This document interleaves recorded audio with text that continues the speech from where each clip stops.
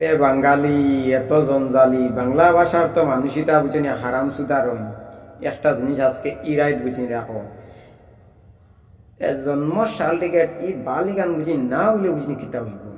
আমরা ইন্ডিয়ার বুঝিনি নাগরিক বুঝিনি মুসলমান এনআরসি পাইছি ব্রিটিশ ইন্ডিয়া বুঝিনি স্বাধীন হইবার আগর বুঝিনি ডকুমেন্ট আমরা কাছে আছে এর বাদে হ্যাঁ জন্মর বুঝিনি সার্টিফিকেট এখানে অতটা বুঝিনি গুরুত্বপূর্ণ হইছে কিতাব আলিকানোর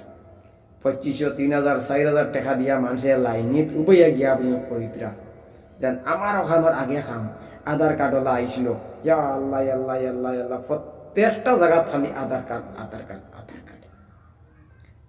আমরা আমরা মানুষের দোষ